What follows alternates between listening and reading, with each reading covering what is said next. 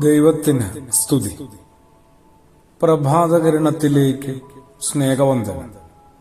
ഭാഗം 1594. ഇന്ന് മെയ് മാസം 12-ാം തീയതി 133-ാമത്തെ ദിവസത്തിലെത്തി. വീണ്ടും ഒരു ഞായർ ദിനമാണ്. അതും പെന്തക്കോസ്തി പെരുന്നാളിന് മുമ്പുള്ള ഞായർ. ഓരോരുത്തർക്കും ശരിക്കും നിയോഗങ്ങളൊക്കെ കിട്ടിയിട്ടുണ്ട്. അതായത് ചില ഉത്തരവാദിത്തങ്ങൾ ഈ ഭൂമിയിൽ നിർവഹിക്കുവാനായിട്ട്. അത് യഥാപോലെ നമ്മൾ ചെയ്യുന്നുണ്ടോ? ആരംഭിച്ചിട്ടുണ്ടോ? തുടങ്ങാൻ പോലും നേരമുണ്ട്. തുടങ്ങാനായിട്ടൊരു സമയവും കാലവുമുണ്ട്. അതൊക്കെ എപ്പോഴേ കടന്നുപോയിട്ടുണ്ടാവും.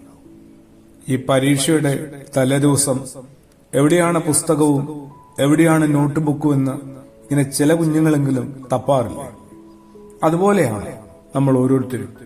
എല്ലാം ഒന്ന് തുടങ്ങാനും എല്ലാം ഭംഗിയായി നിർവഹിച്ചുകൊണ്ട് പോകാനും സമയവും കാലവും ഒക്കെ ഓരോരുത്തർക്കും കിട്ടുന്നുണ്ട്. അതിനെയൊക്കെ നമ്മൾ എങ്ങനെയാണ് വിനിയോഗിക്കുന്നത്? പരിശുദ്ധാത്മാവിന്റെ ഒരു കൃപയും ചൈതന്യത്തിന്റെ സാന്നിധ്യവും ഒക്കെ നമ്മൾ ആഗ്രഹിക്കുന്നുണ്ട്. അതിനുവേണ്ടി നമ്മൾ പ്രാർത്ഥിച്ച് കാത്തിരിക്കുന്ന ഈ കാത്തിരിപ്പിന്റെ ദിനങ്ങളിൽ യേശു പറഞ്ഞ കഥ കുറെ കൂടി ഗൗരവത്തിൽ പരിഗണിക്കണം. വിശുദ്ധനായ മത്തായി ശ്ലീഹായുടെ സുവിശേഷം 20-ാം അധ്യായത്തിന്റെ ആരംഭത്തിൽ പറയുന്ന മുന്തിരിത്തോട്ടത്തിലേക്ക് വേല ചെയ്യുവാനായിട്ട് പണിക്കാരെ അയക്കുന്ന ഒരു വീട്ടുടമയുടെ കഥയാണ് യേശു പറഞ്ഞത്. അതിരാവിലെ എത്തുന്ന വേലക്കാരെ പണിക്കായിട്ട് മുന്തിരിത്തോട്ടത്തിലേക്ക് പറഞ്ഞുവിടുകയാണ്. ദിവസം ഒരു വെള്ളിക്കാശ് കൂലി നൽകാമെന്ന ഒരു കരാറിലാണ്. മുന്തിരിത്തോട്ടമുണ്ടെന്നുള്ളതാണ് ഒരാശ്വാസം. തോട്ടത്തിന് കൃത്യമായ ശ്രദ്ധയും പരിചരണവും ഉറപ്പുവരുത്താൻ ആഗ്രഹിക്കുന്ന ഒരു ഉടമയുമുണ്ട്. വേലക്കാരാവാനായിട്ട് ശുശ്രൂഷ ചെയ്യാനായിട്ട് സന്നദ്ധരായ ചിലരുമുണ്ട് കേട്ടോ.